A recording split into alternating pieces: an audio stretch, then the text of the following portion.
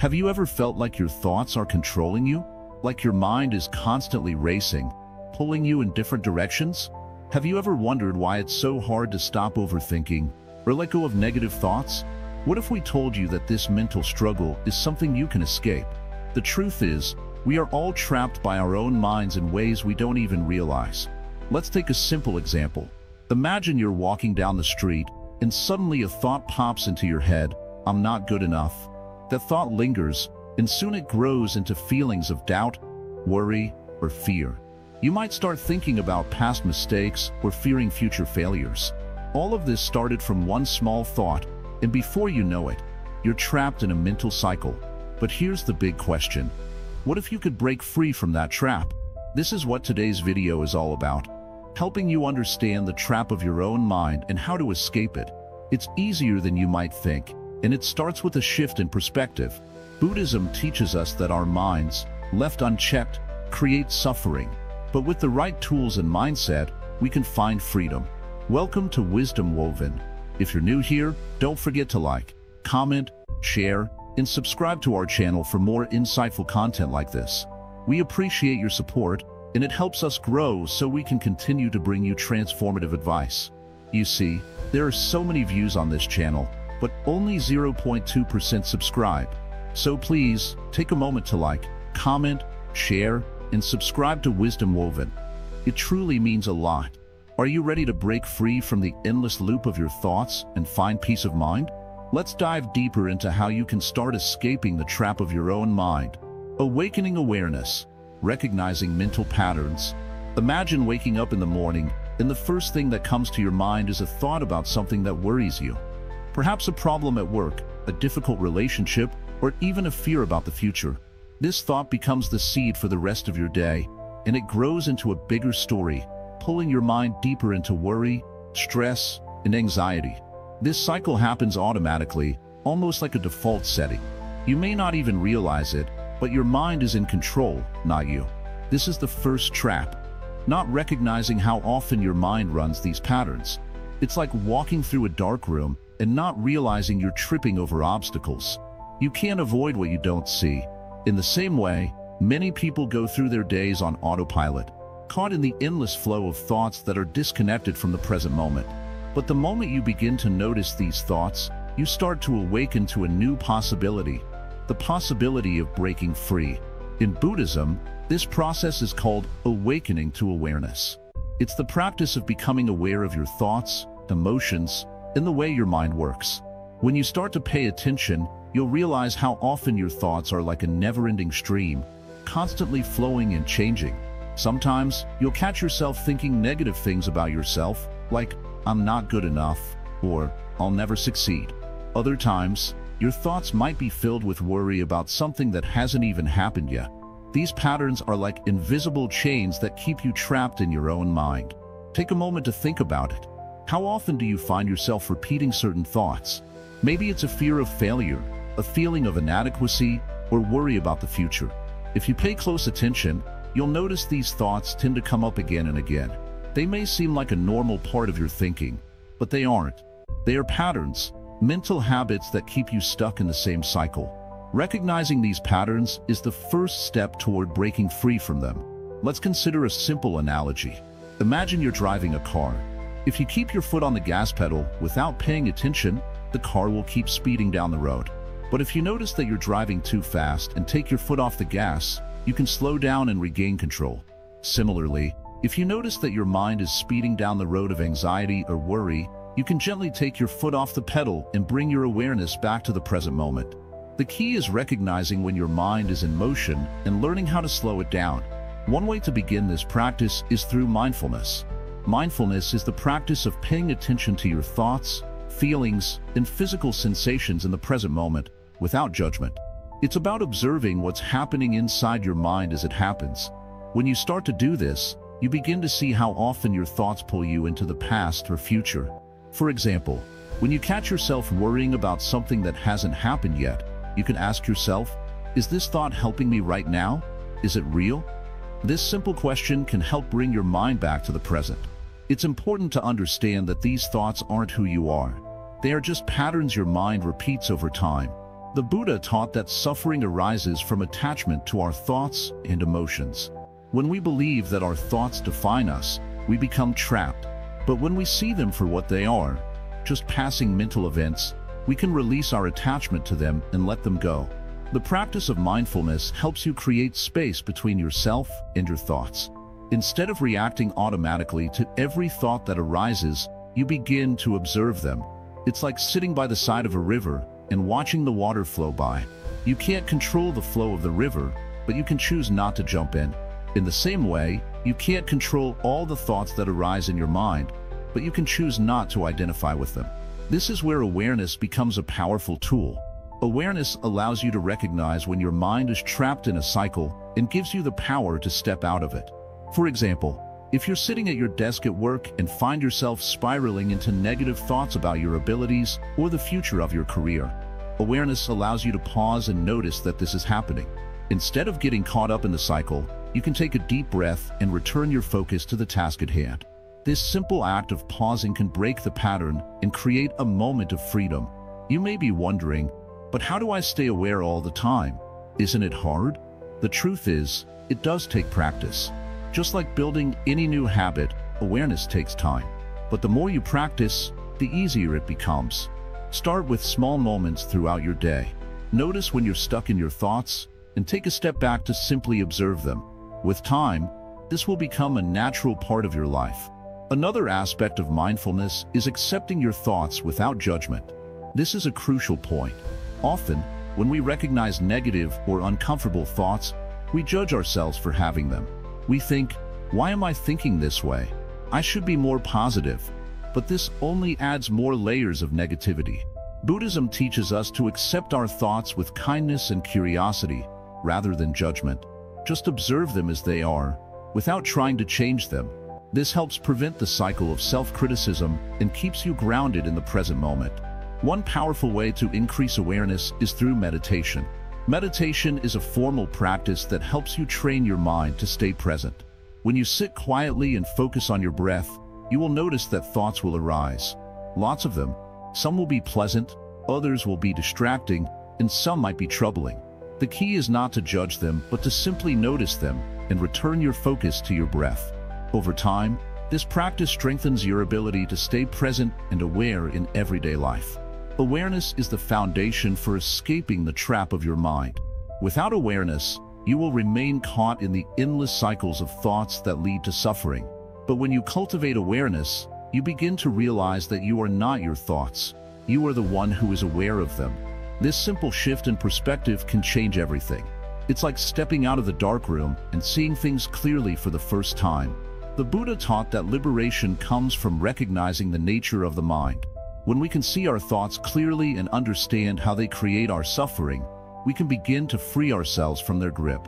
Awareness allows us to break the chains of habitual thinking and find peace in the present moment. It's not about controlling the mind, but about understanding it and learning to live with it in a healthier way. So, take a moment now and reflect on your own mental patterns. What thoughts tend to come up for you? Are they filled with worry, self-doubt, or fear? The first step to freedom is simply noticing these patterns. By awakening to awareness, you can begin to transform your relationship with your mind and step into a space of peace, clarity, and freedom.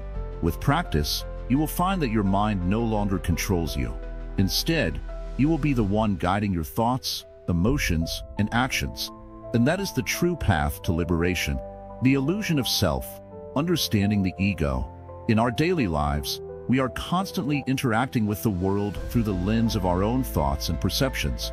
These thoughts form a sense of who we are, our identity. This identity, which we call the self, is something most of us are deeply attached to. But have you ever stopped to wonder, is this self real? Is it something that exists independently, or is it just an illusion? Buddhism teaches us that the self we cling to is not the true essence of who we are. It is a collection of thoughts, experiences, and beliefs that we have gathered over time. These thoughts make us believe in a fixed, unchanging identity, but in reality, this self is constantly shifting and changing. Imagine this. One day, you're happy because of an achievement at work. The next day, something goes wrong, and you feel miserable. Your sense of self, your happiness, your worth, is completely tied to these external circumstances. But this is where the trap lies. If you define yourself based on ever-changing circumstances, you will always be tossed around like a leaf in the wind. The self is like a cloud. Just as a cloud constantly changes its shape and form, our sense of self is always evolving. However, we often hold on to the cloud as if it is permanent. We see it and say, "That's me," when in reality, it is only a temporary shape formed by thoughts and perceptions. Buddhism calls this attachment to the self the ego. The ego is the part of our mind that tries to define us. It creates a fixed identity, labeling us as this or that, and it convinces us that we are separate from everything else in the world. It draws lines of distinction between me and you, between us and them, and in doing so, it creates suffering. Think about it. How many times have you felt hurt or angry because someone challenged your sense of self? How many times have you held onto an identity so tightly that it created pain when someone questioned or rejected it? The ego thrives on this sense of separation, and as long as we hold on to it, we will continue to experience suffering. The Buddha, in his teachings, pointed out that all things are interconnected. Everything is constantly changing, and nothing has a permanent self. The trees, the sky, the river, they are all changing, constantly flowing. In the same way, our sense of self is not something fixed. It is a fluid process, influenced by our experiences, our thoughts, and our relationships. Now, you might be thinking, if there is no permanent self, then who am I? If I let go of the ego, will I lose my identity completely? The answer is no. Letting go of the ego doesn't mean that we lose our individuality or our personality. It simply means that we stop clinging to the idea of a fixed, permanent self. Instead, we begin to see ourselves as part of a larger whole, a part of the constantly flowing river of life. We begin to see that we are not separate from the world around us, but deeply interconnected with it. Imagine a drop of water in the ocean. The drop is not separate from the ocean. It is part of it.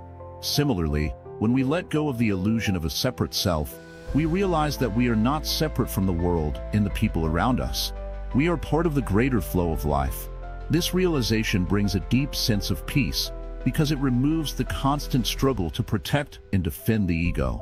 The process of letting go of the ego begins with mindfulness. Mindfulness is the practice of paying attention to our thoughts and emotions without attachment. It is the awareness that arises when we simply observe our thoughts without getting caught up in them. When we practice mindfulness, we begin to see the ego for what it truly is, a collection of passing thoughts and emotions that have no real substance. Buddha taught that the more we cling to the self, the more we suffer. The more we try to defend our ego, the more we experience anxiety, fear, and frustration. But when we let go of the need to control, when we allow ourselves to simply be, we experience true freedom. This is not to say that we should stop caring about who we are or what we do. Our actions and values are important, but they do not define us. The true essence of who we are is beyond the labels and definitions that the ego creates. It is the awareness that exists beneath all of our thoughts and experiences, the silent observer that watches everything without judgment or attachment. So, how do we begin to let go of the ego? The first step is to recognize that the ego is not who we truly are. It is simply a construct, a series of thoughts that we have come to identify with. When we start to observe our thoughts from a place of awareness, we begin to realize that they are not permanent. They are like clouds in the sky, coming and going. We can also begin to practice letting go by questioning our thoughts. When you think, "I am not good enough," ask yourself, is that thought true? Is it helpful? Is it real? You will often find that the thought is not based on any solid truth, but is simply a passing mental formation. By questioning our thoughts, we loosen the grip of the ego and create space for something greater to emerge. Another way to let go of the ego is through compassion. When we stop seeing ourselves as separate from others, we begin to treat ourselves and others with kindness and understanding. We see that the suffering of others is our suffering, and their joy is our joy. This realization helps us to break down the walls that the ego builds between us and the rest of the world. As we begin to release our attachment to the ego, we find that we can live with greater peace and ease. we no longer feel the need to constantly prove ourselves or defend our worth. We are free to simply be, to live in the present moment, and to experience life as it is, without the filter of the ego. The path to freedom from the ego is a journey, not a destination. It takes practice and patience, but with each step, we move closer to the truth of who we really are. As we let go of the illusion of a separate self, we begin to experience the world with more clarity, more compassion, and more joy. So, take a moment today to pause and reflect. Notice the thoughts that arise in your mind. Are they based on the ego? Are they creating separation or suffering? Can you let them go? As you practice letting go of the ego, you will find that your mind becomes clearer, your heart becomes lighter, and your connection to the world around you deepens. This is the path of liberation, the path of seeing through the illusion of self and discovering the true essence of who we are. It is a path that leads to peace, joy, and freedom, and it begins with the simple act of letting go. Attachment and desire, the roots of mental suffering. Imagine holding something in your hands so tightly that your fingers start to ache. You don't want to let go of it because you're afraid of losing it. This is how attachment works in our minds. The more we hold on to things, whether it's people, possessions, or even our own ideas, the more pain we create for ourselves. The Buddha taught that attachment is one of the main causes of suffering. Think about it for a moment. When you're attached to something, you begin to believe that your happiness depends on it. You think, if I just have this, I'll be happy. If I can only keep this, then I'll feel complete. This mindset, while natural, is deeply problematic. Why? Because nothing in life is permanent. Everything changes, and everything fades away eventually. People come and go, things break or get lost, and time moves on. So, when we attach ourselves too strongly to anything, whether it's a relationship, a job, money, or even a goal, we are setting ourselves up for pain. When these things change or slip away, we feel a deep sense of loss, confusion, and sadness. We may even become angry or resentful, blaming the world or others for our misfortune. But in reality, the true source of our pain is not the change itself, but our attachment to it. This is where desire comes in. Desire is the longing or craving we feel for something we don't have. It could be a material possession, a certain experience, or even approval from others. Desire isn't wrong in itself. It's natural to want things. But when we let desire control us, it turns into attachment. And when we are attached to something, we can never truly be free. Take a simple example. You want a new phone. You think, if I just get this phone, everything will be better. I'll be happy, I'll feel up to date, and I won't feel left out anymore. So, you get the phone, and for a short time, you feel excited. But after a while, that excitement fades, and you find yourself craving the next thing. The phone no longer brings the same joy, and the cycle begins again. This is the trap of desire. It constantly pulls us from one object of craving to the next, never allowing us to experience lasting peace or satisfaction. Buddhism teaches us that desire and attachment are like chains that keep us bound to the cycle of suffering. The more we desire, the more we are bound to the world of change. And the more we are attached, the more we are hurt when things inevitably change. But there is a way out. The first step is to recognize our attachments. Start by paying attention to the things you cling to. What are you holding on to tightly in your life? It could be a relationship, a material possession, or even a belief you hold about yourself. Ask yourself, why do I hold on to this so tightly? Do I believe that I need it to be happy? Once you begin to notice your attachments, the next step is to let go of the need to control everything. Understand that nothing in life is permanent, and that change is a natural part of existence. Instead of clinging to what you have, try to embrace it with an open hand, knowing that it may come and go. Letting go of attachment doesn't mean you stop caring about people or things. It means that you stop relying on them for your happiness. You can enjoy things and relationships, but you no longer tie your sense of peace to them. You realize that true happiness comes from within, not from the outside world. Another important practice in overcoming attachment is learning to be content with what you have right now. Often, we believe that happiness is something we will find in the future, once we have the right job, the right relationship, or the right possessions. But the truth is, happiness is available to us right now, in the present moment. When we stop chasing after the next thing, we can begin to appreciate the simple joys of life. Things like a warm cup of tea, a walk in nature, or a meaningful conversation. The Buddha often spoke of the middle way, which is the path between extreme attachment and extreme detachment. It's not about rejecting the world or withdrawing from it.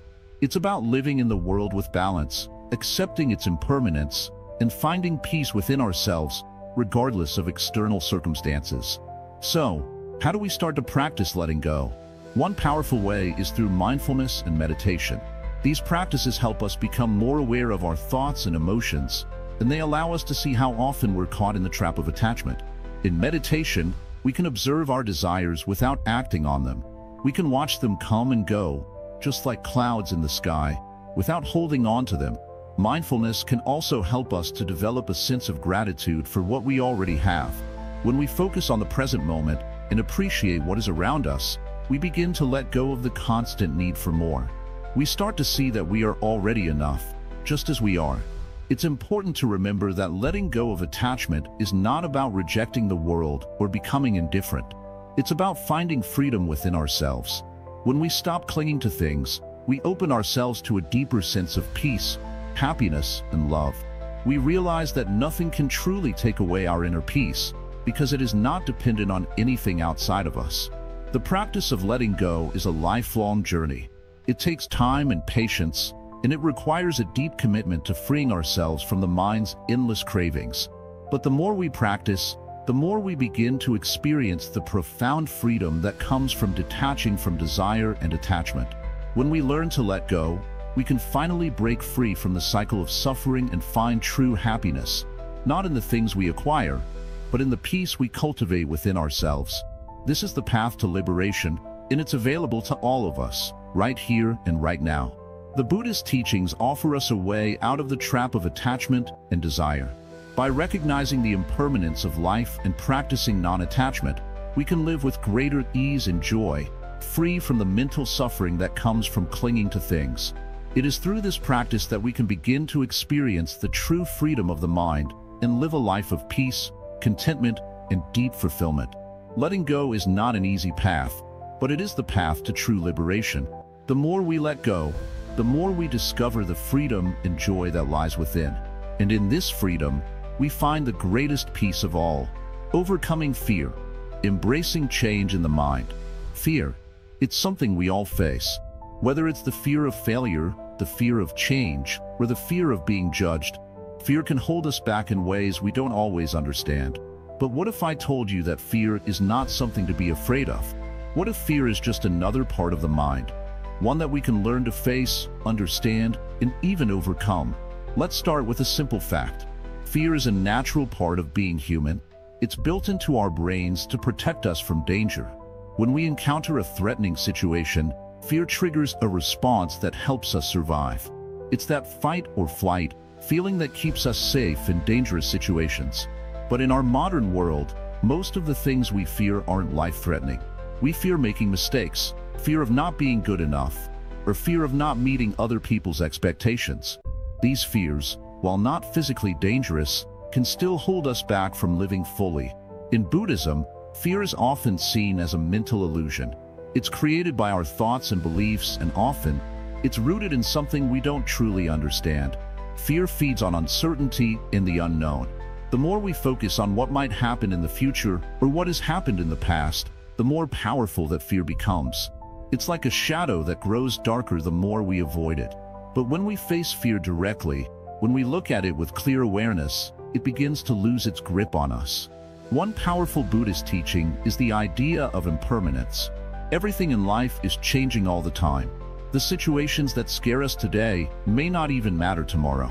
The fear we feel about the future is based on a belief that things will stay the same, that nothing will ever change. But the truth is, everything changes, and so does our fear. Just as a storm passes, so too does the feeling of fear. Imagine a time when you were afraid to try something new, like starting a new job, meeting new people, or speaking in front of a group. At first, the fear might have been overwhelming. But once you took that first step, you likely realized that the fear was not as big as you thought. the experience was not as terrible as your mind had imagined. This is the nature of fear. It often grows out of proportion in our minds and shrinks when we face it. Buddhism teaches us that fear is a part of our attachment to the ego. The ego is the part of us that believes we need to protect ourselves at all costs. It sees change as a threat and tries to hold on to what is familiar and comfortable. But this attachment to safety and comfort keeps us stuck. It keeps us from growing, from learning, and from experiencing life to the fullest. The truth is, change is inevitable. It's part of life. And if we don't learn to embrace change, we will always be running from fear. To overcome fear, we must practice mindfulness. Mindfulness is the practice of being present in the moment, without judgment. When we feel fear rising, we can take a deep breath and observe it. Instead of pushing it away or pretending it doesn't exist, we can simply acknowledge it. I am feeling afraid right now. And then we ask ourselves, what is this fear trying to teach me? Fear often comes with a message, and when we stop to listen, we can learn from it. Sometimes fear is telling us that we are about to step out of our comfort zone and grow. Other times, it may be warning us about something real and dangerous. But most of the time, the fear is just our mind overreacting to a situation that is not as dangerous as we think. Another key practice in overcoming fear is to focus on the present moment. Most of our fears are rooted in thoughts about the future.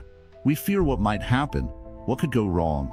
But the future is uncertain, and worrying about it only keeps us trapped in a cycle of anxiety. Instead, focus on what you can do right now.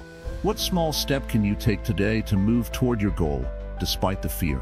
By focusing on the present moment, you take away the power that fear has over you. One of the greatest Buddhist teachings on fear is the concept of non-attachment. We are often afraid of losing something, whether it's our job, our status, our relationships, or even our sense of self. But the more we cling to these things, the more we create fear around them. When we practice non-attachment, we learn to let go of the need to control every aspect of our lives. We accept that things will come and go, and that change is a natural part of life. The more we let go of our attachment to outcomes, the less fear we experience. Consider the story of a monk who faced a dangerous tiger while walking through the forest. The monk didn't run, nor did he freeze in fear. Instead, he simply sat down and meditated, accepting whatever would happen. He knew that his life was beyond his control, and that by facing the fear without resistance, he could be at peace, no matter the outcome. The tiger eventually left, not because the monk ran or fought, but because he didn't resist. This story shows that when we face fear with a calm, open mind, we can find peace even in the most frightening situations. Let's also remember that fear is not something we must conquer or defeat. It's a part of us, and it's okay to feel afraid. The goal is not to eliminate fear, but to change our relationship with it. Instead of letting fear control us, we can learn to control how we respond to it. By practicing mindfulness, letting go of attachment, and embracing change, we can face fear with courage and wisdom. Overcoming fear doesn't mean we won't feel it anymore. It means that we no longer let it control our actions or our thoughts. We begin to see fear for what it truly is, a temporary feeling that can pass, just like all emotions. With time and practice, we become more resilient to fear. We can face new challenges with a clear mind and a peaceful heart, knowing that fear is just a passing cloud in the sky of our consciousness. So, the next time fear arises, remember this. It's not the fear itself that causes suffering, but our attachment to it. When we stop running from fear and start embracing it, we open the door to true freedom. The power of present moment awareness. Have you ever noticed how your mind is constantly jumping from one thought to the next? It could be something from the past or a worry about the future. It's like your mind never takes a break, always moving, never truly still. But have you ever wondered what would happen if you just stopped and paid attention to the present moment? What if, for just a few seconds, you could quiet your mind and simply be? This is the power of present moment awareness. The moment we start paying attention to the present, we break free from the constant noise of our thoughts. But most people live their lives without realizing that their minds are never fully in the here and now. We're often lost in memories of yesterday or anxieties about tomorrow. And in doing so, we miss out on the richness of the present moment. Right now, this moment, is the only one that truly exists. The past is gone, and the future is not here yet. So why waste precious time thinking about what has already passed or what might never come? Buddhism teaches us that the mind is like a monkey, jumping from branch to branch, constantly searching for something. It's restless and never satisfied. But when we practice being aware of the present moment, we tame the monkey mind. We stop running after fleeting thoughts and begin to experience life as it truly is, calm, clear, and peaceful. The first step in this practice is simple. Stop. Take a moment to breathe, to look around, to feel the world around you. Notice the small details you might normally ignore. The sound of birds chirping, the feeling of the ground beneath your feet, the warmth of the sun on your skin. This is all there is, and it's enough. You don't need to chase anything more. Just be with what is. This might sound easy, but it's not. Our minds are often so busy, so cluttered with thoughts, that it's hard to stay focused on the present. And that's okay. It's a skill, like any other, and it takes practice.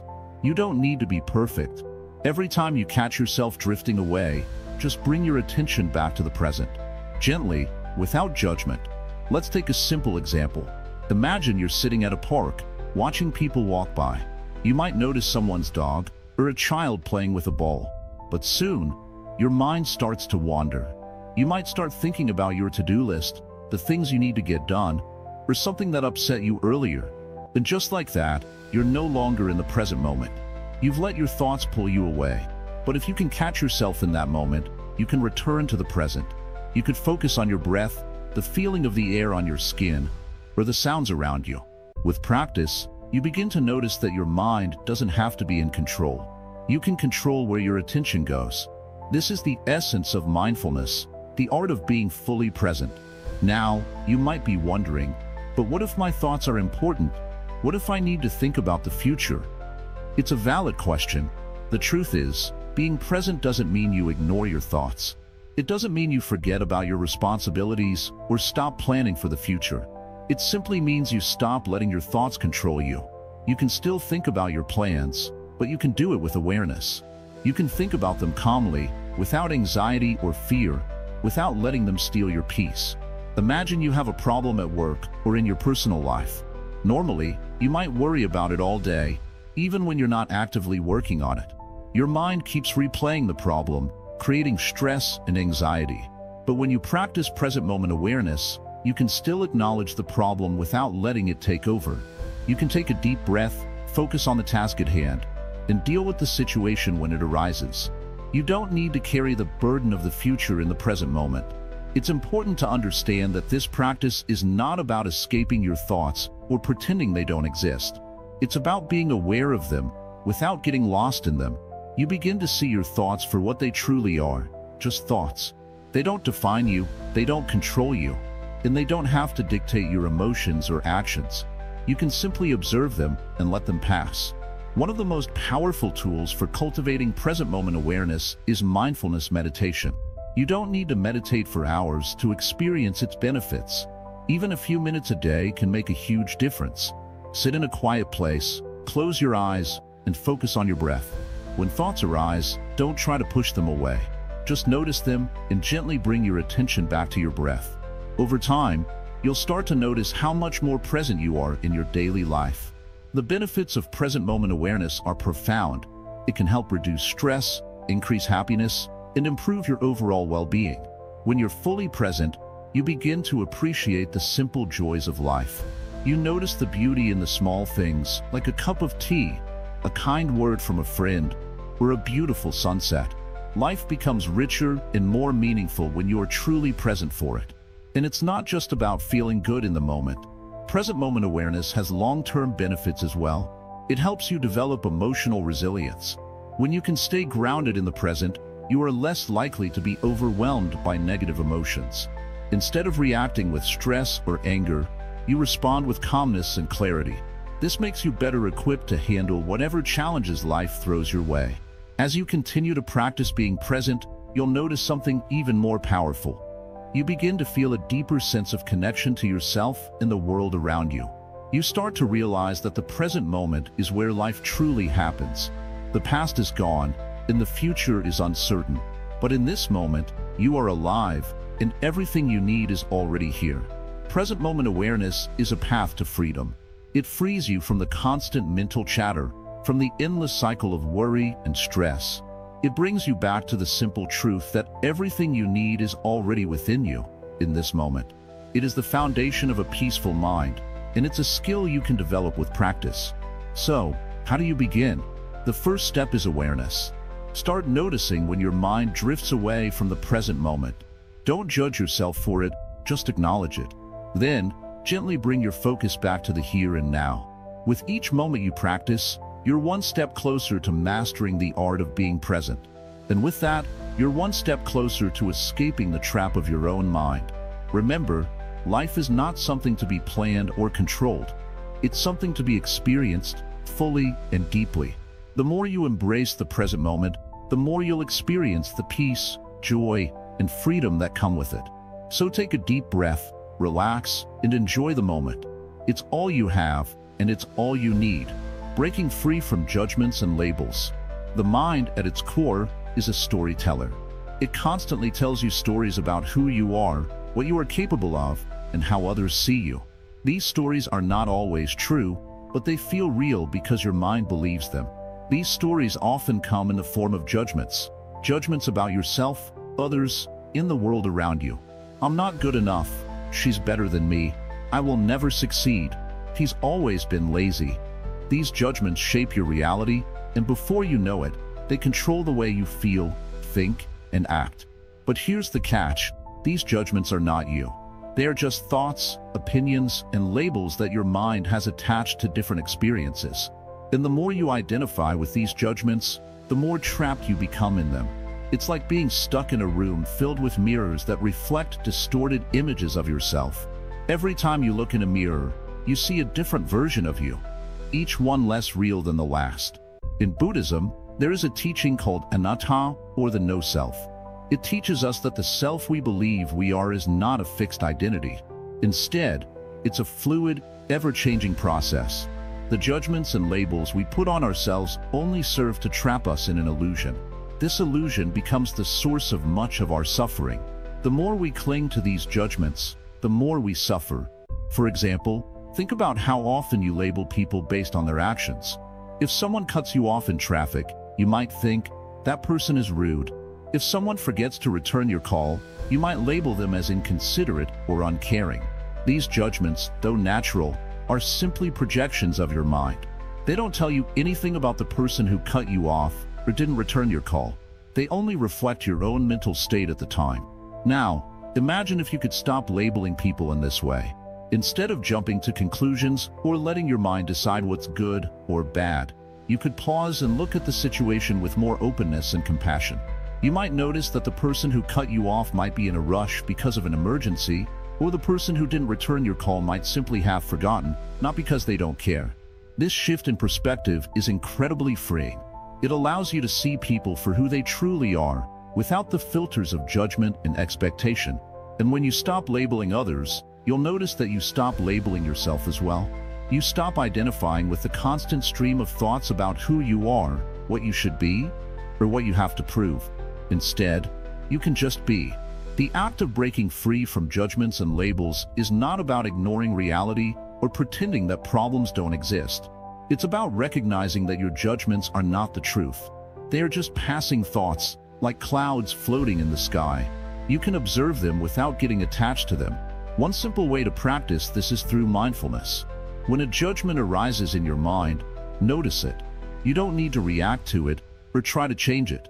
Just observe it as if you were an outsider watching a movie. Here is a thought about how I'm not good enough. Here's a thought about how someone else is better than me. I'm labeling this person as rude. Notice it and then let it pass. It's important to remember that mindfulness isn't about silencing the mind. It's about learning to sit with the thoughts and emotions that arise without letting them define who you are. The more you practice this, the more you will realize that thoughts are just thoughts. Nothing more, nothing less. Another way to break free from judgments is to cultivate compassion, both for yourself and for others. Compassion is the opposite of judgment. When you approach a situation with compassion, you don't label it as good or bad. Instead, you approach it with an open heart, recognizing that everyone, including yourself, is doing the best they can in each moment. This helps to soften the rigid walls of judgment that your mind has built up over time. Think about it. How often do you judge yourself harshly? When you make a mistake, do you beat yourself up and think that you are a failure? When you fall short of your own expectations, do you label yourself as not enough? The truth is, we are often our harshest critics. But when you practice compassion towards yourself, you begin to let go of these negative judgments. You start to see yourself with the same kindness and understanding that you would offer a close friend. You realize that mistakes are part of being human, and they don't define you. You are not your mistakes. The more you practice self-compassion, the easier it becomes to let go of judgments towards others as well. Instead of seeing others through the lens of your own judgments, you begin to see them with more empathy. You start to understand that everyone has their own struggles, fears, and challenges. No one is perfect, and we all make mistakes. When you stop labeling others as good or bad, you free yourself from the mental prison that judgment creates. It's also important to recognize that judgments often come from a place of fear. When you judge others, you are often projecting your own insecurities onto them. For example, if you judge someone as selfish, it might be because you are afraid of being abandoned or not getting enough attention. If you judge someone as arrogant, it might be because you feel inferior or unworthy. These judgments reflect your own fears and insecurities, not the truth of the other person. By becoming aware of this, you can start to disarm the power of judgment. When a judgment arises, ask yourself, what fear is behind this thought? What am I afraid of? What am I trying to protect within myself? This kind of self-reflection helps you to recognize that judgments are not truths. They are simply reflections of your own inner world. Over time, you will begin to see that you don't need to judge yourself or others to feel safe or secure. You can let go of the need for labels and judgments because you know that they don't define anyone. People are not their actions, their mistakes, or their labels. They are human beings, just like you, on a journey of learning and growth. In conclusion, breaking free from judgments and labels is a powerful way to escape the trap of your own mind. When you let go of judgments, you free yourself from the stories your mind tells about who you are and who others are. You open yourself up to a world of possibilities where you can see yourself and others with compassion, kindness, and understanding. This is the path to true freedom. Freedom from the mental traps that keep you stuck in suffering and limitation. When you stop judging, you start to truly see, cultivating compassion towards self and others. In the journey to escape the trap of your own mind, one of the most powerful tools you can use is compassion. It sounds simple, doesn't it? But compassion is not just about feeling sorry for someone else when they are going through a tough time. True compassion is much deeper, and it begins with yourself. Without compassion for yourself, it's difficult to show it to others. So, let's take a moment to think about what compassion really is. Compassion is the ability to feel empathy, to understand another's suffering, and to wish them well. But compassion is not about fixing someone else's problems. It's about seeing their pain, acknowledging it, and offering kindness. The same applies to yourself. We often think of self-compassion as something we give ourselves when we feel down, but it's more than that. It's a mindset, a way of being that can change everything. Let's think about this for a moment. How do you talk to yourself? When you make a mistake, do you beat yourself up? Do you call yourself names, telling yourself that you're not good enough, that you should have done better? Many of us fall into this trap, constantly criticizing ourselves for every small failure. But imagine if you treated yourself the way you would treat a friend who is struggling. What if, instead of harsh words, you spoke to yourself with kindness, patience, and understanding? Self-compassion is about recognizing that you are human and that it's okay to not be perfect. It's about forgiving yourself when you make mistakes and learning from them, instead of dwelling in guilt or regret. Just like when you fall down while learning to walk or ride a bike, you don't scold yourself for falling. Instead, you get up, dust yourself off, and try again. This same principle applies to life's challenges. When you show yourself compassion, you free yourself from the mental traps that keep you stuck in negativity and self-judgment. In Buddhism, compassion is not just an emotion but a practice. It's about extending loving kindness to yourself and others, and this practice can transform your entire perspective on life. But how do you practice compassion in your daily life? How do you truly cultivate it so it becomes a natural part of who you are? Start by being aware of your thoughts. Notice when you're being hard on yourself, and gently remind yourself to show kindness instead. When you feel anger or frustration rising, pause and breathe deeply. In that moment, try to shift your perspective by asking yourself, what would kindness look like right now? How can I offer compassion to myself and others? With practice, this shift becomes easier and more natural. Compassion is also about understanding that others are struggling too. We often get caught up in our own suffering and forget that everyone around us is facing their own battles. We see people through the lens of our own expectations and judgments, but when we open our hearts, we realize that they are just like us, trying to navigate a world filled with uncertainty, pain, and joy. This realization can change the way we interact with others. Instead of being quick to judge or criticize, we can offer a listening ear, a kind word, or even just a smile. Small acts of compassion have the power to make a big difference, not just in someone else's life, but in your own. Think of the times when someone showed you kindness during your darkest moments. Maybe it was a friend who sat with you when you were sad, or a stranger who offered a kind word at just the right time. These small acts can be life-changing, and the more you practice compassion, the more you will see how much it impacts the people around you. Now, imagine a world where everyone practiced compassion, a world where we didn't judge others for their mistakes, but instead supported them with understanding and kindness. A world where we could let go of anger and frustration because we understood that everyone is doing their best with what they have. That's the power of compassion. Not just to heal ourselves, but to heal the world. But what about when it's hard to show compassion? What about when you're angry, hurt, or frustrated with someone else? It can be challenging, right? In those moments, it's helpful to remember that compassion doesn't mean ignoring your feelings or letting someone walk all over you. It's about finding a balance. You can still acknowledge your feelings, but instead of reacting with anger or resentment, try to respond with understanding. Instead of reacting impulsively, take a step back, breathe, and give yourself time to think. Ask yourself, what does this person need right now? How can I respond with kindness, even if I don't agree with them? This doesn't mean you have to accept bad behavior or let others take advantage of you. Compassion is about setting healthy boundaries while still maintaining a kind heart. You can protect your peace while offering understanding. This balance is a powerful way to break free from the mental traps of anger, frustration, and resentment. Another key aspect of compassion is patience.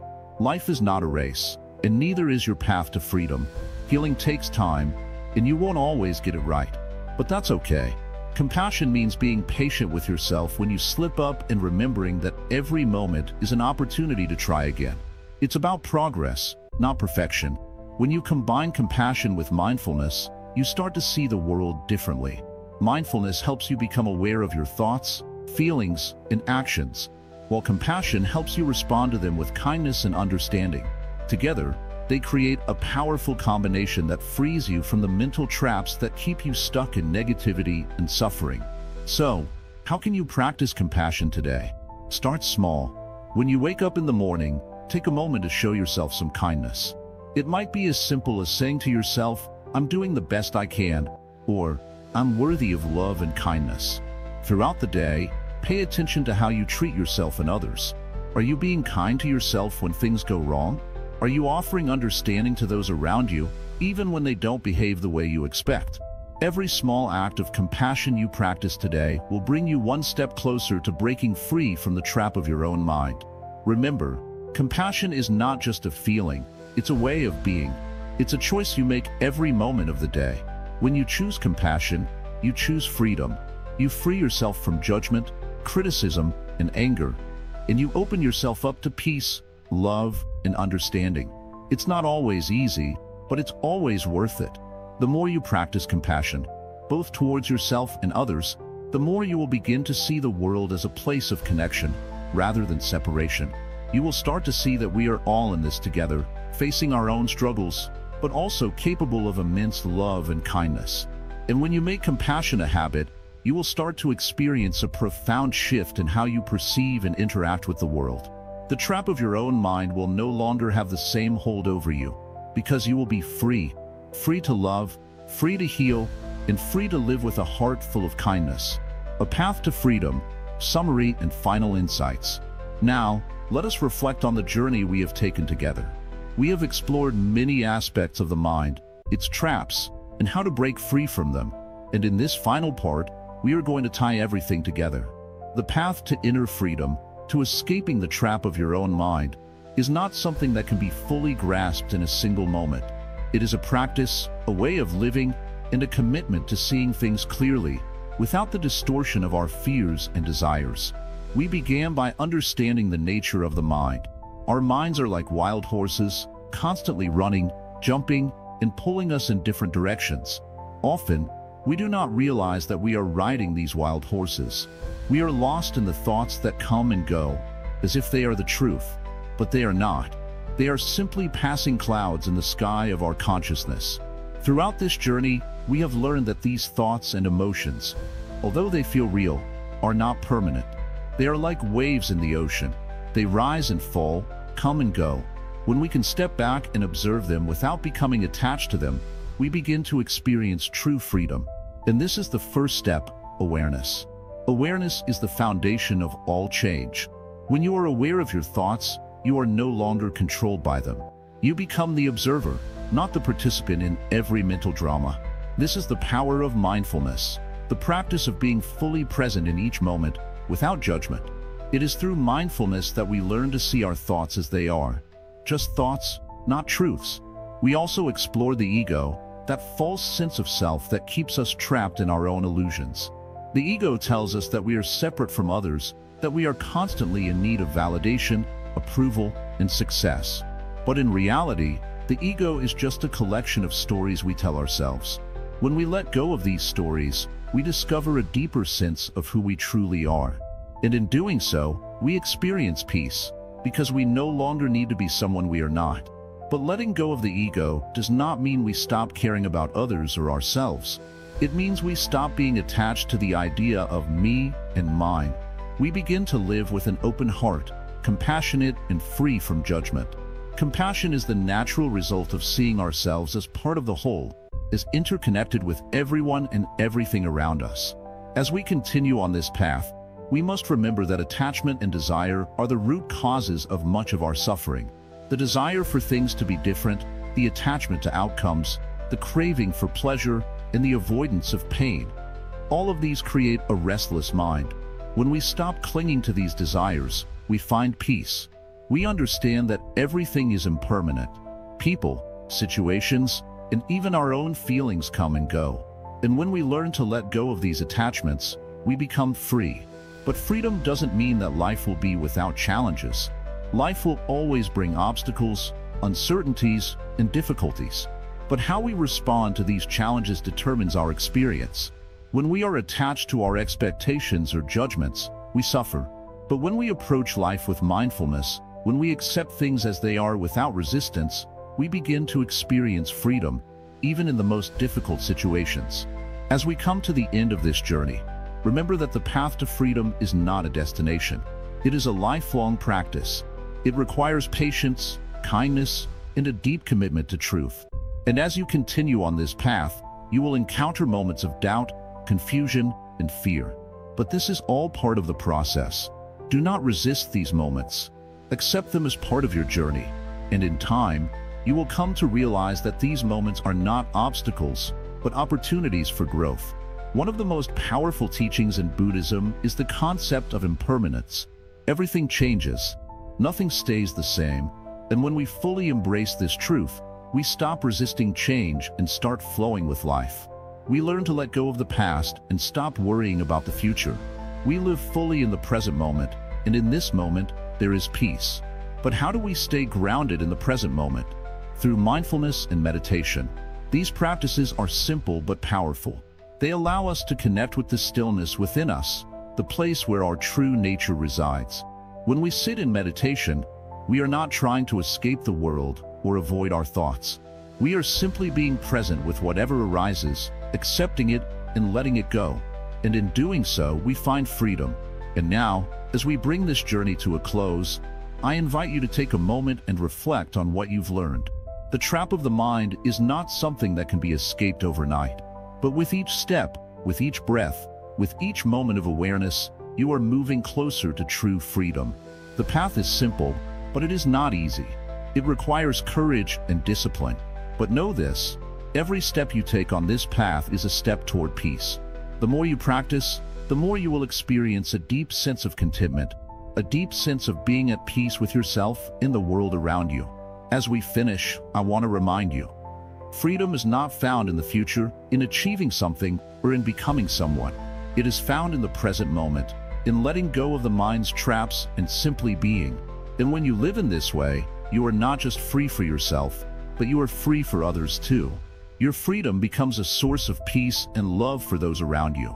If you have found these teachings helpful, I invite you to like, comment, share, and subscribe to Wisdom Woven. Remember, your support helps us continue to bring this wisdom into the world, and we deeply appreciate it. May you walk the path of freedom with an open heart, and may your mind always be clear and peaceful.